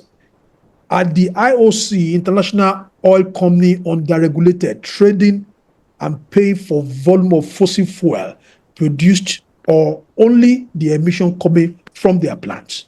So maybe we can take the questions for Victoria and Chineye, and she can respond to the questions. Thank you. Okay, thank you. And that's an excellent question. You're right to flag the limitations of lead acid batteries. This is why when I was speaking, generally, I alluded to lithium because that's what we're most conversant with. But while they don't match lithium ion in performance, I think lead has real secondhand value, not for reuse, but for recovery. And so globally, you see that over 95% lead in these batteries is recyclable, which is why countries like India, even Kenya, have built a thriving formal recycling industries. Now, in Nigeria, I think a standout example that I've heard over time, or standout examples, are in Ogun State, the Hinkley, something. There is also one auto plant in Nnewi in Anambra State, and they all recycle batteries. Well, the lead in these batteries in large volumes. So they use lead acid batteries disposed of in Nigeria for something else. So what they do is mostly recovery. And so, yes, there is value, but only through controlled, traceable recycling, not informal backyard smelting like we have it. And the opportunity here for young Nigerians isn't in extending the battery life, it's in building or supplying into safe recycling value chains that generate jobs and protect health. Great. Roberto, over to you. Sheyi and Chineye, questions for you. So, yeah. So I think I'll speak around the IOCs. I think the question speaks to the fact that they are wearing two masks or two heads, one, the good serpent and the bad serpent. So I don't know whether we should, but the truth about it is the fact that the IOCs are essentially the culprits when it comes to carbon emission, either from exploration jobs that they do. Another organization aside the IOCs are maybe airlines. I use the classical case of the United Airlines in the US, that the carbon emission in the atmosphere, you don't want to know. It's just because we are down here on Earth. You don't know what's going on there. It's crazy. So, but under the fact that under what I'll call maybe their corporate social responsibility and the need to also impact the environment policy under the ESG arrangement policy, sustainability, growth and development, the organization have seen themselves as voluntary contributors by offsetting the damage that they are creating into the system, into the atmosphere, by taking a percentage of their revenue to offset carbon emission into the system. Now, they pay this fund to those who are making the conscious effort to offset carbon footprint, to reduce carbon within the atmosphere, whether methane or whatever you might call it. So they reward them. Is a reward system to say, Ernest, we know how much you're doing within the system to reduce carbon emission, right? In order to continue to encourage you, we will give you certain amount of money, all right, to continue to sustain what you're doing. So while this, it's funny, while we continue to encourage the IOCs and the airlines and everything to continue to damage the atmosphere, we're also encouraging them to also release their fund to encourage the other party to come. I mean, it's very funny, but I But mean, Sheyi, are they that is greenwashing? encouraging.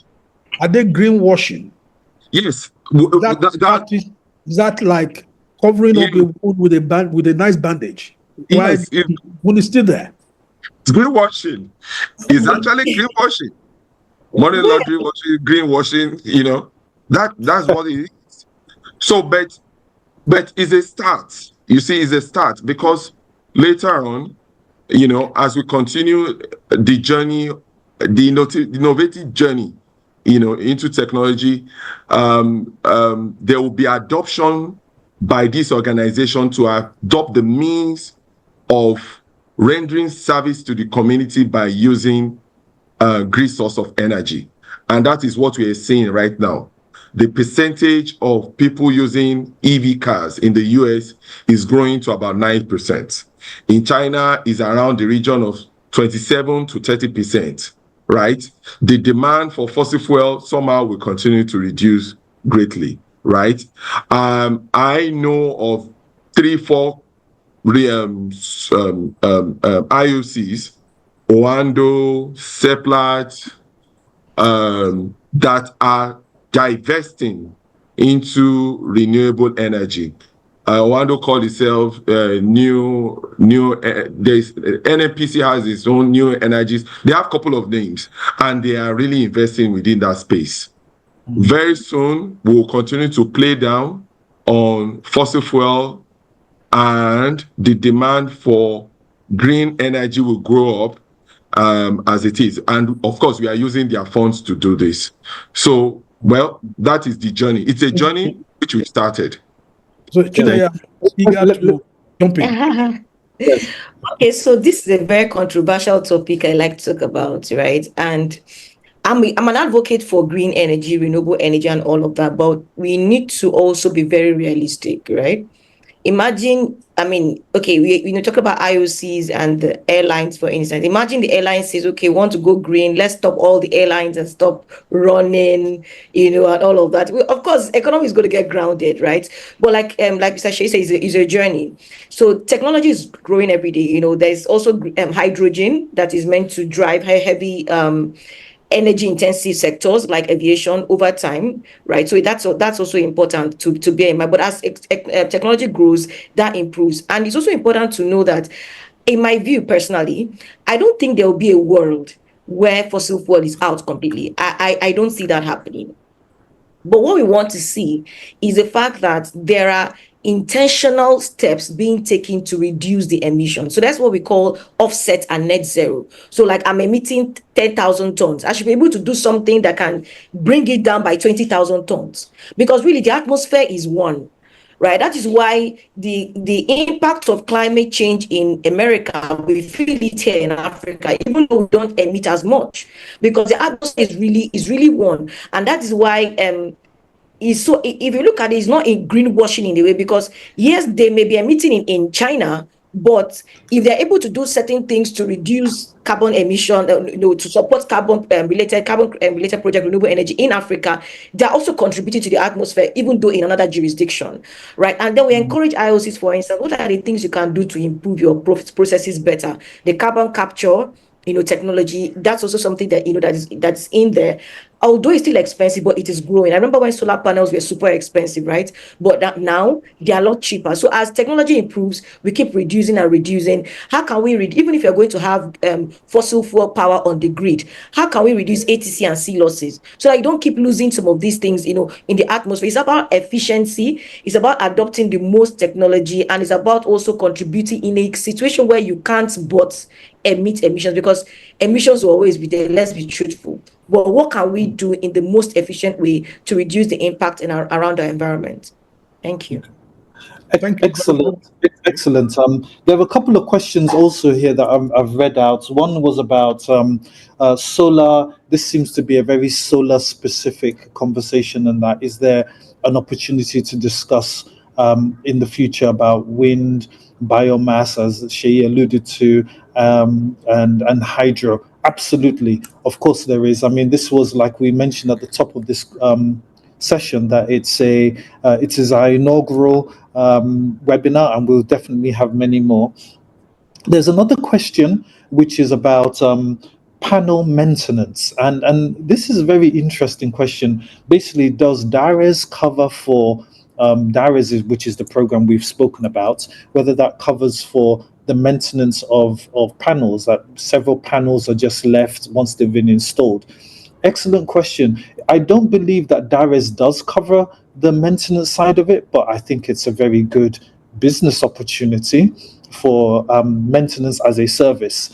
We've actually discussed this amongst ourselves several times, that sometimes you get customers, they will call our call center and say, oh, we're having a problem with it's not lighting, or we're not getting the number of hours that we anticipated to get from that you told us when you sold us the system, and basically you will send a technician down there, it's dusty, you give it a good wipe, and then bang on, it's back up to 8 hours electricity generation. So that's an interesting question, and I think for the entrepreneurs out there, this could be something that could be a good value added service. Another third question that came up, this was specifically for Shola, and basically saying that, well, the solar that you use to refrigerate the transportation of crops across Nigeria, that have you considered the impact that has? Have you considered whether the fossil fuel being burnt in the truck, as in driving the truck, is sort of, I think the question is whether it's negating the benefits. So I'd just like you to maybe just talk to that, Shola. And we don't have EV proliferation in Nigeria. I'm not trying to achieve SDG goals. I'm just trying to build the business. Whether or not so there are two, when you truck cold products, you have two options. But the truck is running on diesel or petrol already. And then you have the cooling unit, which you could also use the same diesel or petrol to run. Because they're independent units. For us, what we're saying is we're running the truck with the diesel engine, but for the cooling part, we're using the solar panels. Now, to be honest, again, I'm not looking for any grant or anything like that. So there's no SDG 6 or 7 that I'm chasing. It's a case of, how do I get product from A to B and reduce my unit economics? You put that in, you reduce the cost, and then we can deliver products to customers cheaper. Yeah. And as Chinaya has said, a world where there's zero fossil fuel, it's not really going to exist. So it's going to be us, like you said, and very well said, Chinaya, intentional steps to transition. Sorry, moderator. There are questions on the Q&A. We have 5 minutes. Oh, hello? We have 5 minutes more. There are questions on the Q&A. You can take 3 questions together. Okay. Yes. Q&A, there are a couple of questions there. I was just going to say, because they're not all continuous. Yeah, please continue, Shola. I was just going to say that, look, the way I see renewable energies, and maybe people should look at my own view, you can build your business looking at renewable energies as a model to ensure that your business is sustainable in terms of cost when you look at the alternative, as opposed to trying to meet some form of goal. So for me, it's a business model. How do I use it to achieve to ensure that my business is sustainable? If it helps the environment, even better. Thank you. Okay, good. I'm scanning through for any further questions. I don't know whether you've seen any, Olu, but I'm scrolling up in the webinar chat. We appear to have... So the Q&A chat, not the Q&A chat. Yeah. There are questions. Let me just read 3 so that we can take them together and close. Shina, regarding carbon credits, a couple of ideas came to mind on the workability of it in Nigeria, particularly when you mentioned an individual or an SMA. I'm curious as to the progress of the conversation around it today. with the current pace we are on, what do you think? When do you think we'll get there? There's a question for Victoria. For a general question from Femi Yusuf. Our experience has shown that the adoption of lithium is very slow due to high cost of batteries. Do you see opportunities for heavy-duty batteries for solar solution in Nigeria? For Shea and Chineye, who owns the carbon credit where the IOCs established mini grid using solar for communities? Shola is typing answer. So I think my suggestion is let the panelists give closing comments and respond to these questions together, then we can close. Because we're just 5 minutes to closing. Panelists respond to the questions and give your closing comments, and then we can close. Thank you. I think that in the context of electric vehicles in Nigeria, lithium-ion batteries now hold higher second-hand value than lead acid. And this is for good reason. While the lead acid has dominated in the past due to lower upfront cost and a mature recycling market, lithium-ion batteries are pulling ahead, especially in the EV space. So used lithium batteries can retain up to 80% of their original capacity according to research. So it makes them ideal for second life application like solar home systems or microgrids. And we're already seeing this in countries like India and South Africa. And even in some parts of Nigeria, companies like, is it Siltech or Siltech, are deploying lithium-powered e-tricycles, with plans to refurbish and reuse the battery pack. So unlike the lead acid, which is often recycled informally and unsafely, I think lithium is creating a new circular economy with cleaner, more scalable reuse models. So yes, with EVs in Nigeria, I think lithium isn't just a better performer. It's becoming a more valuable asset even at the end of its first life. For the second question around whether you said in our experience has shown that the adoption of lithium is very slow due to the high cost of its batteries. Exactly what I just said. And whether I see opportunities for heavy-duty batteries. Well, despite its technical superiority, I think the adoption of lithium in Nigeria has been slow, largely due to this high upfront cost. However, I think the tide is also turning or starting to turn because there's a growing window of opportunities for heavy-duty lithium battery solutions, which are tailored to solar energy in Nigeria. So as demand rises for longer-lasting, high-capacity storage, especially in commercial agriculture, like Shola has mentioned, in telecommunication towers, in hospitals, even in data centers, I think lithium's durability and lower total cost total cost of ownership over time are becoming hard to ignore. So we are also seeing early signs of price reductions globally. Companies like CATL, BYD, are scaling production, right? So, but lastly, I'll say in Nigeria's diesel to solar transition, it's driven by the rising cost of fuel, right? And net zero commitments. All of these are creating strong market pull for heavy duty energy storage. And so there are some firms like Lumos that are exploring lithium-based modular solutions, and there are foreign OEMs, that are beginning to partner with local installers to deploy industrial-grade lithium storage for mini grids, for solar farms. So while the entry cost is still a barrier, I think the economics of reliability and lifetime performance are opening the door for heavy duty lithium adoption, especially if backed by financing, leasing models, or carbon credit subsidies like we've discussed in this call. Excellent. Yeah. Okay. So was there one? There was one more for Chineye, I think. Yes. yeah. So I think that was on who gets the credit for mini grids deployed by IOCs. So again, like I said, this is on a top area that people hardly rarely talk about. So for the most part, from my experience, I know that most of the credits actually the IOCs take it.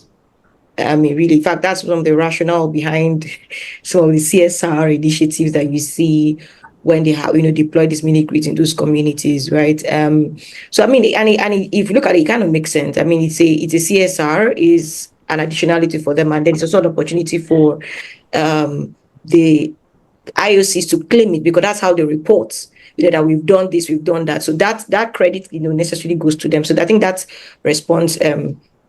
That's a response to that question. But in form of a closing remark, I would say that there's a lot of opportunity there. And if you're on the call and any of the areas interest you, I think it's something that we you can build knowledge on, build capacity on, build a business around. You never can tell how that will go because this is nascent. The more it grows and you are able to get a good firm grasp of what is required, you stand an opportunity to build a very viable business in that space. And just to also mention on Vicky, on your point, lithium-ion batteries is really very prevalent right now in Nigeria. People are actually requesting for it over lead acid because in the long term is much, particularly for its durability. Yeah, thanks. Yeah. Okay, great. So have we had the closing remarks from Sheyi, please, and Shola? Okay, so I'll go with my closing remarks since Chennai has spoken to the case around the carbon credits. So aside IOC, personally, I believe whoever owns an asset, in the case of IOC, they own it. So it's been done as a CSR, so they own it. So that's why probably they are claiming the carbon credit. So aside being an IOC, let's just assume that I have a mini grid and it's serving, I am the developer, it's being used as a power as a service. For the fact that I used my hand-earned money or whether borrowed or equally to own that asset, I should be the one benefiting from the carbon credits, not even the OEM. The OEM, should, at the time they were producing it, they should go and seek their own credit. But I mean, that's my own personal perspective, my the way I see it. So having said that, on closing remarks, aside, as a banker, as someone that is very invested in the renewable energy space, invested in the renewable energy space, aside all the structures that you might put in place, technical structure or financial structures, whether it's blended financing, whether it's any kind of structure, blended financing, low interest, low zero equity, zero interest grants, name it, you are raising bond to do all those stuff. Even if you have all the free funds in this world to push the development of renewable energy, whether it's wind, whether it is bio, whether it is hydro, whether it is solar, what is most important, and this should be a thought for all of us, is the fact that we need to have stakeholders involved in this. And the reason why I say stakeholders is I use the agri space as a classical space, right? Where farmers are not able to go to the farm, even though they have funds. Where farmers are not able to go to the farm, even when the weather is good. When farmers are not able to go to the farm, when you have a good irrigation system, when farmers are not able to even sell, even when they have produce, food insecurity, and everything is wrapped up in one capsule. It's called insecurity, whether it's life insecurity or food insecurity, you may call it. everybody needs to be a stakeholder. And to do that, we need to get everybody involved. You need to ensure that when I'm investing in that community, that seed funding, I am getting the emir involved. I am getting the enemies of progress, let me use that word, involved in it. They are also stakeholder, right? They are also stakeholder. You need them to be involved. Whoever is waging war or the insurgents against the farmers, you also need them to be stakeholder. They don't need to bring their money in, but you are telling them that, look, if these farmers have peace during this farming season, we are releasing this amount of money to you. We are sending your children to good schools. We are giving to you hospitals for your children and wife. Catering. If they have that in place, you have all levels of security, life security, food security, and that is why you need stakeholder engagement. And finally, you also need to incorporate what you call the backward and forward integration into productive use of energy, whether it's agric, whether it's anything. I think if we can get that done, I think we will be able to grow. There will be a high increase in demand for energy, high increase in demand for renewable energy in specific. The use of fund will be good for the bank, encouragement. I think I will stop at that. Thank you. Thank you very much, Sheyi. Thank you so much for that. Shola, please, final remarks. Thank you. I think from my perspective, it's been a good conversation. Quite a lot of insights. I would always say to people that, look, I used to run, when I was running Congal, we sold online, and the bottom line to everybody I used to say is at the end of the day, we're selling products. The technology is good. So renewable energy, when we think about it, think about the user experience, the ultimate users, what do they really want? Renewable energy, how can we make it such that it adds value? It's adding value. So the beauty of the technology, the fact that you can extract energy from cheap sources, at the end of the day, it's a case of how can I add value to to the end user. So if it's too expensive, or if it doesn't work with everyday lives, you will still have a lot of friction. So all I would say is, as we talk about the beauty of the technology and the options that they are out there, it's a case of always think about the end user. What is their user experience and how does it add value to their everyday lives? Thank you. My colleagues, thank you so much. My colleagues from the ecosystem, this has been a fantastic panel. I think it's been a fantastic start to our series with LBS. Great inputs, great insights. I've learned a lot. I'm sure lots of people have learned a lot, especially from the questions. I'll hand over to Mr. Akomo to give a vote of thanks and to do a wrap on this incredible session. Thank you very much, ladies and gentlemen. It's been to our panelists. I'm not doing a vote of thanks. Can I confirm, Mr. Victor Banjo, Director of Executive Education, Lagos Business School, still on the call? Would like him to do the vote of thanks on our behalf. Fantastic. My academic director, Mr. Olu Akomo, thank you very much for everything you've done to actually bring this to reality. And I've listened with rapt attention to all our esteemed panelists with effective motivation from Ernest Akinola. So it's actually been a great learning experience for me. I'm happy we actually chose to go with this topic because, as we all know, is redefining the world we live in. Yes, I agree with Chinaya that one fossil fuel won't go away, but obviously we're going to see basically the growth in other sources of fuel in line with we talk about the planet, people, profit. So essentially, I'm glad I've been part of this. Like I put in the comments, for me, it's been a great learning experience. I've been enlightened, and thank you very much for everyone for being part of this. And we do hope we can count on you as we continue this journey towards actually taking a major leap through technology. Thank you very much. Thank you Thank very you. much. Thank you, ladies and gentlemen. See you next time in the next series of LBS-TLI Renewable Energy Series. We are going to publish a newsletter that will summarize discussions and codify them according to in line with the mandate of LBS-TLI. Not just a webinar, a place where knowledge is codified for structure and for reference. So we look forward to, you're going to see that very soon from us after the program. Thank you, everybody. Thank you, Victor. Thank you, all our panelists. And Thank you. Thank you, everyone. Thank you.